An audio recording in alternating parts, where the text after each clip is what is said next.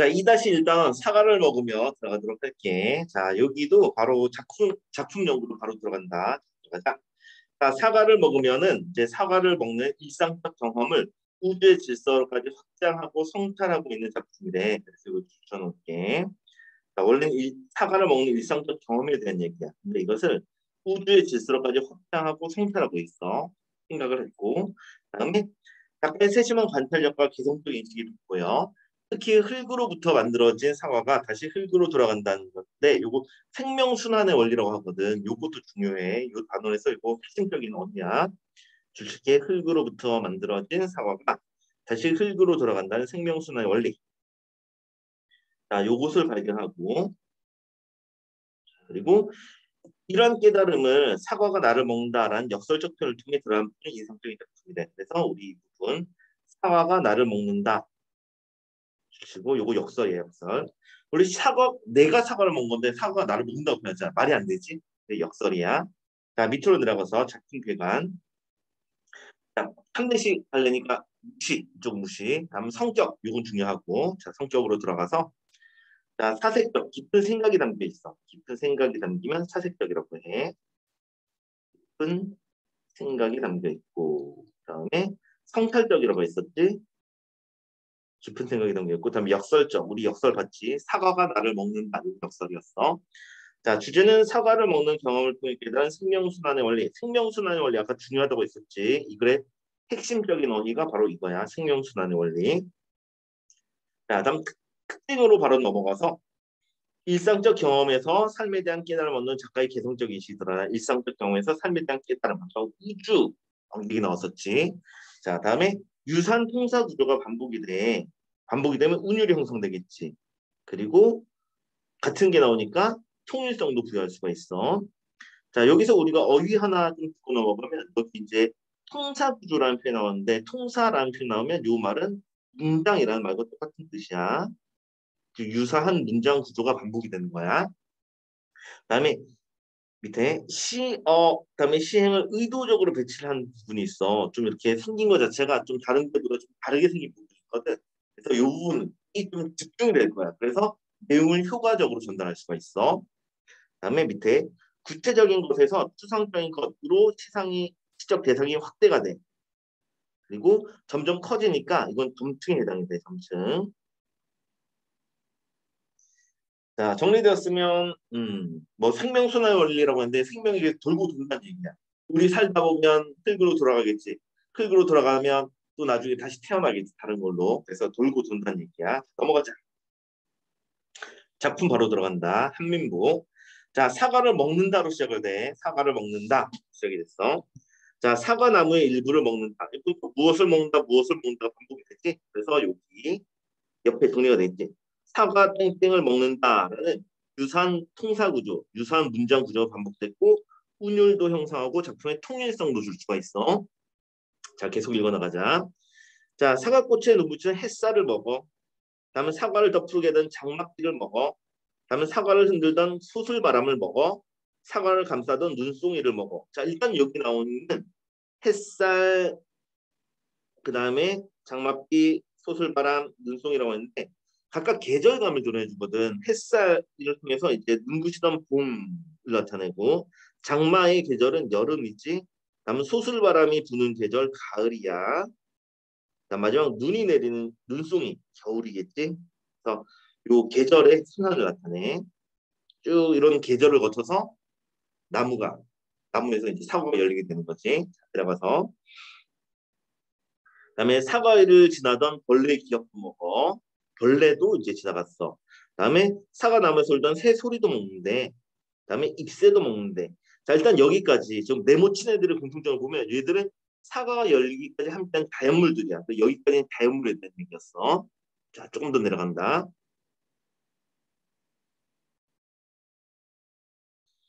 자, 이번엔 사과를 갖고 사람의 땀방울을 먹는데, 사람의 땀방울.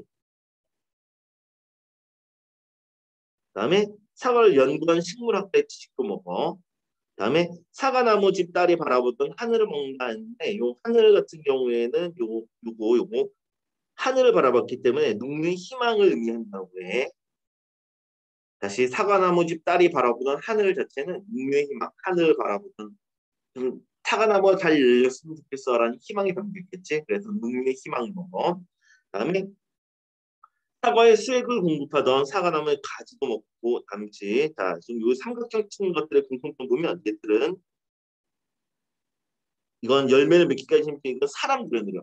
위에서는 자연물이었잖아. 여기선 사람들이야. 자, 다음 내려갈게. 자, 사과의 수액을 공급하던 사과나무의 가지도 먹고, 그다음에 사과나무의 세월, 사과나무의 나이테도 먹어. 나이테가 있다는 것은 세월을 나타내겠지. 그다음에 사과를 지탱은 사과나무 뿌리도 먹어. 그다음에 사과나무 씨앗을 먹어. 그래서 이런 것들은 공통적으로 사과나무의 구성 요소야. 지금 위에 이렇게 동그라미 네모있던 것들 다시 볼게. 요 네모친 것들은 자연물. 그다음에 얘들은 이제 사람들의 노력. 그다음에 이건 나무의 구성 요소야. 구분을 좀 해주도록 하자. 였으면 내려가서 자 사과나무의 자양분 흙을 먹는다. 사과나무의 흙을 부족하는 지구의 중력을 먹는다. 사과나무가 존재할 수 있게 한 우주를 먹는다 했어. 자, 요거 다시 한번 보면 여기 다시 보면은 자 여기 흙이라는 대상이 있지. 그다음에 여기에서 이제 지구의 중력까지 커졌잖아. 지구 중력까지 커졌어. 더 커졌어. 우주까지 더 커졌어. 그래서 여기 보면 점점점 커지고 있지. 흙에서 지구로, 지구에서 우주 전체로 점점 커졌어. 그래서 사과를 존재하게 한 것들에 대한 인식의 확대가 나타나. 그리고 이렇게 커지면, 점점 커지면 우리 상대편 기법이 점층적이라고 했었지. 점층법이 상된 거야. 자, 마지막 내려와서. 자, 딱 요구절이야, 요구절. 우리 보면은, 요구절 보면, 칸이 좀 들여쓰기가 돼 있지. 의도적으로 시행이 좀 들여써져 있어. 요구절, 딱 요구절 특이해. 그래서 이 부분에 우리가 좀 주목을 할 수밖에 없겠지. 다른 부분에 보면 요 줄이 비어 있잖아. 그래서 요 줄 비어 있어. 자, 다시 볼게. 자, 흙으로 빚어진 사과를 먹는다. 흙에서 달아났어. 흙에서 멀리 도망쳐 보려다가 이로 잘하고 있으니까 도망치는 거지. 자, 그러다가 흙으로 돌아가고 만다고 돼 있어. 다시 사과가 자라다가 사과가 땅으로 떨어지잖아. 다시 흙에서 나무가 점점 자라. 도망치고 있어. 근데 다시 사과가 떨어져. 이렇게 자, 되었으면 그래서 다시 돌아가는 거. 그래서 요 부분의 특징이 의도적으로 시행을 들였었다는 게 일단 중요한 특징인 거고. 자, 그렇기 때문에 시적 긴장감이 적용되겠지. 뭔가 좀 달라졌잖아. 이 긴장감이 느껴 있다는 얘기가 우리가 그러니까 뭐 영화나 소설에서 나타나는 긴장감이라 하면 마음이 쫄깃쫄깃한 이런 느낌이잖아.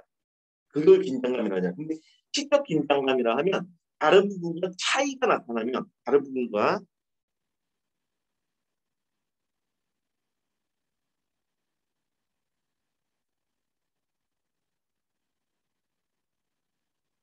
차이점이 나타나면 이것은 시적 긴장감이라고 해.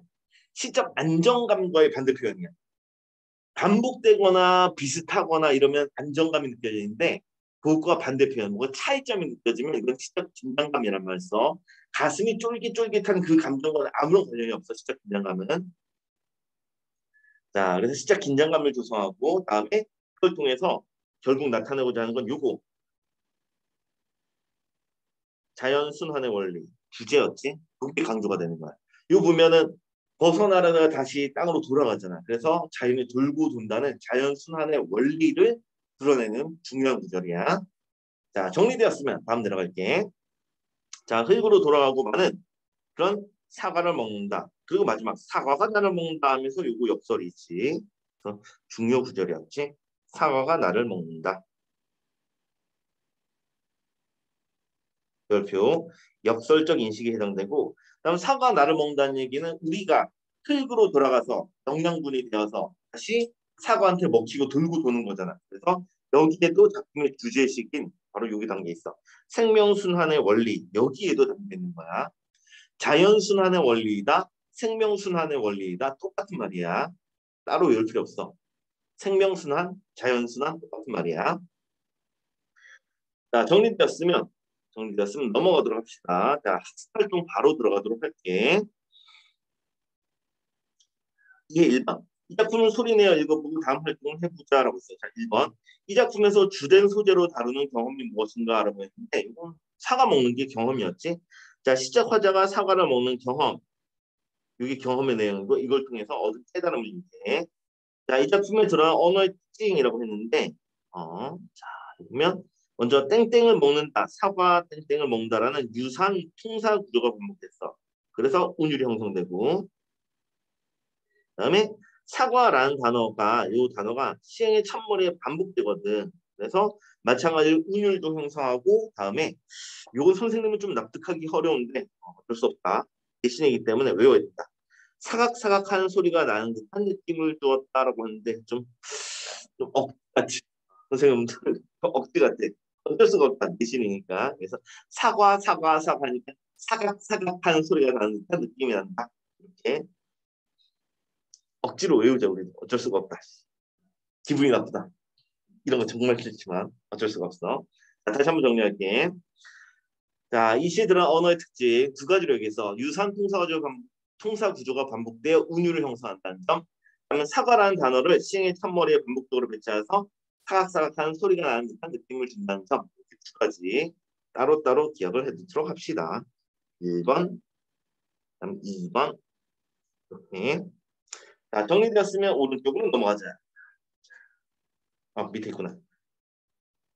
자, 2번 목표 2번. 이 작품의 내용, 그다음에 형식, 이 둘의 관계, 내용과 형식의 관계. 자, 둘의 관계 살펴보도록 하자. 자, 일단 1번. 이 작품은 다음은 이 작품의 전개 과정을 정리한 것이다. 빈칸에 들어갈 표현 한번 채워보자라고 했어. 먼저 시작에서는 사과를 먹는다, 사과 나무의 일부를 먹는다로 시작했고, 그 다음에 등등등등등등을 먹는다가 나와. 그리고 마지막 사과를 먹는다, 그 다음에 사과가 나를 먹는다로 마무리가 됐어. 그래서 여기 들어갈 애들 쭉 정리가 돼 있었지. 먼저 햇살, 장맛비, 소슬바람, 눈송이, 계절을 드러내주는 친구였어. 벌레 기억, 새소리, 잎새 이런 것들까지 해서 이제 이건 다연물이었고 그 다음에 땀방울이나 지실 뭐 이런 것들이 있었지. 이런 것들은 이 땀방울과 지실 우리 인간의 노력이었어. 그 다음에 이제 사과나무 그 알이 하늘을 바라보니 희망을 먹는 내용이 있었고 그 다음에 나무의 구성 요소들이 있었지. 여기 가지, 나이테, 뿌리, 씨앗 이런 것들이 있었어. 이런 것들은 나무를 이루고 있는 구성 요소였어. 그리고 흑, 중력, 우주를 통해서 시상을 확대하는 이런 내용이 있었어. 자, 정리됐으면 내려가서 자, 2번 문제는 별표 좀 치자. 중요한 문제다. 자, 20에서 22행을 들였었거든. 들여쓰기를 했어. 첫 번째 줄을 띄워놨었지. 그거 이유 중요해. 자, 일단은 예시답 부분 읽어보면 자, 시행을 의도적으로 들였어서 낯설게 보이겠지. 좀 낯설어. 좀 주변과 다르니까 낯선 느낌이 들어. 자, 그렇게 함으로써 시적 긴장감이 유발이 돼. 자, 이거 시작. 자, 시행을 의도적으로 들였어서 시적 긴장감을 유발한다는 점. 또한 다른 시행들은 모두 사과라는 단어로 시작하는데 여기만 흙이라는 단어만 요렇게 요 부분만 흙이라는 단어로 시작을 해. 그래서 또 읽어보자. 자, 이렇게 함으로써 흙에서 자라는 사과를 사람이 먹고 그 사람이 죽어 흙으로 돌아감으로써 사과 또한 흙으로 돌아가게 된다는 반복에서 자연순환의 질서를 강조할 수가 있어. 다시 한번 정리하자. 자, 시행을 의도적으로 들었어서 낯설게 함으로써 시적 긴장감을 유발한다는 점. 여기 첫 번째 효과였지. 다음 거. 여기 이 구절만 흙이라는 단어로 시작함으로써 그다음에 자연순환의 질서를 강조한다는 점. 이렇게 두 가지 반드시 외워주도록 하자. 여기서 서정남의 요거 잘 나와가지고 자, 다음 내려갈게.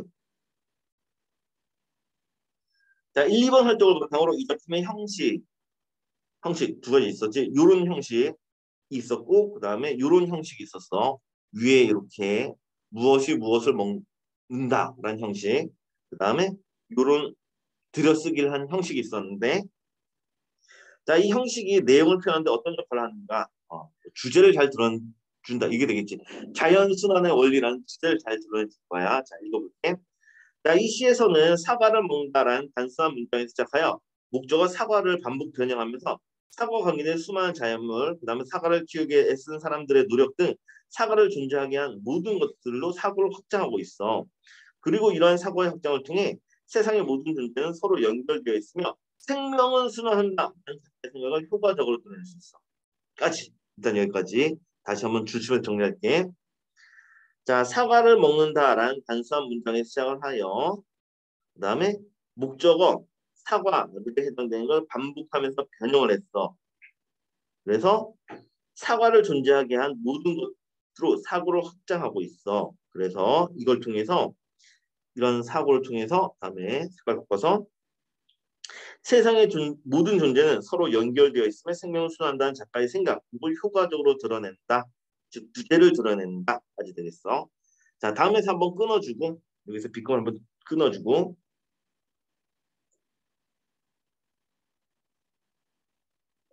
자, 다음에 의도적인 들여쓰기가 있었지. 자, 의도적인 들여쓰기 위에 2번 문제였지. 자, 의도적인 들여쓰기를 통해 낯설게 시행을 배치했거든. 이걸 통해서 시적 긴장감이 조성됐어. 그리고 생명순환의 원리를 강조했어. 주제가 강조된 거지. 자, 둘치자 이제. 자, 의도적인 들여쓰기를 통해 낯설게 시행을 배치함으로써 다음에 효과는 시적 긴장감을 조성하고 생명순환의 원리를 강조했어. 자, 다음 마지막. 자, 이처럼 이 작품 문장의 반복과 변형은 사고의 반복과 그에 따른 인식의 확장을 보여주면서 깨달음을 강조해. 즉 주제를 강조한다는 얘기지.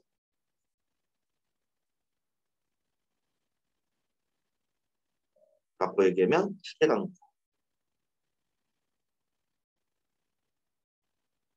주제 강조라는 거 이해되지? 여기도 보면은 생명이 순환한다. 자연이 순환한다는 원리, 생명 순환의 원리를 얘기했지.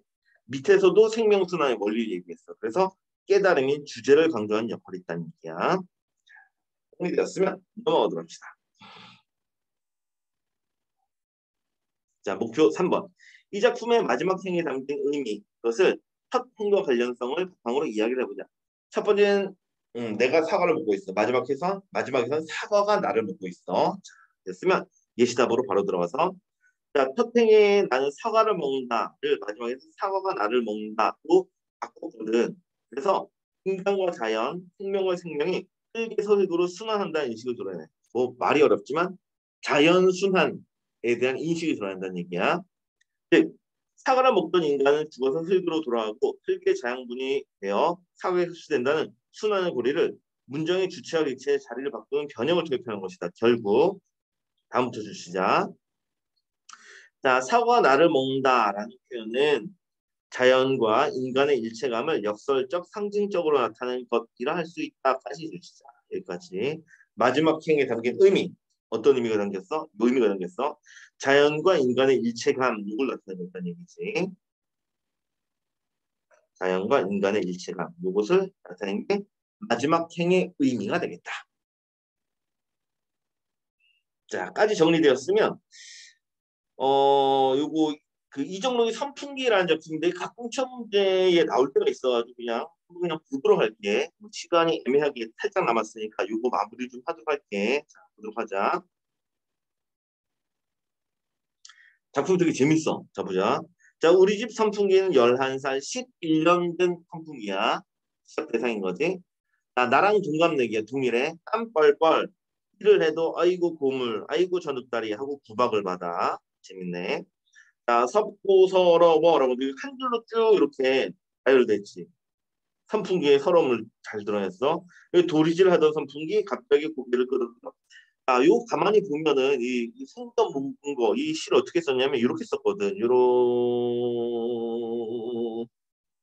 썼거든. 모양 자체가 선풍기 모양이지. 그치? 되게 재밌게 의도적으로 시행을 배열했다는 걸 알 수가 있어. 그리고 여기서 주목할 부분이 바로 이 구절. 섭고 서러워한 구절이 있는데 요 선풍기의 서러움을 요거 한 줄로 쭉 배열함으로써 요 부분에 주목을 하게 돼. 자, 되었으면 작품 개관, 오른쪽 작품 개관 보도록 할게. 자, 현대시고 동시야 어린이가 썼나 봐. 자유시 필요 없어. 자, 성적은 일상적이고 웃음 좀 재밌게 표현됐잖아. 그래서 일상적인 해학적 성격이 있어. 웃음 유발돼.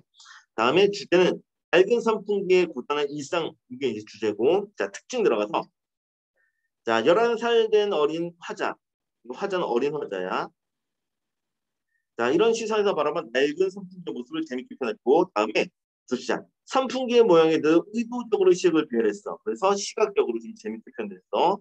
다음에 선풍기의 지주 부분에 해당되는 요 시행을 한글씩 배치를 해놨거든. 지주라고 하면 기둥이야. 선풍기의 기둥.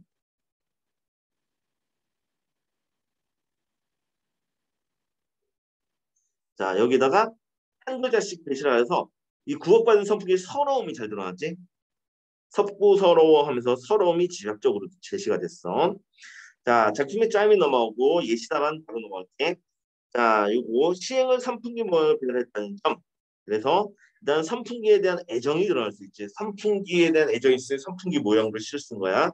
자, 동시에 시각적인 즐거움도 줄 수가 있어. 자, 다시 한번 정리하자. 자, 시행을 선풍기 모양을 배열함으로써 줄 수 있는 효과 두 가지. 첫 번째, 선풍기에 대한 애정이 드러난다. 다음 두 번째, 시각적인 즐거움을 줄 수가 있다. 다음에 내려가서 자, 낡았다고 고백하는 선풍기의 심정을 이걸 선풍기의 기둥 부분에 한 글자씩 배치를 했거든. 이렇게 함으로써 서러운 감정을 강조하는 효과가 있어. 자, 다시 한번 선풍기의 심정을 선풍기의 기둥 부분에 한 글자씩 배치를 했는데 이렇게 함으로써 서러운 감정을 강조하는 효과가 있다. 다시. 자, 요 단원도 여기까지 해서 마무리.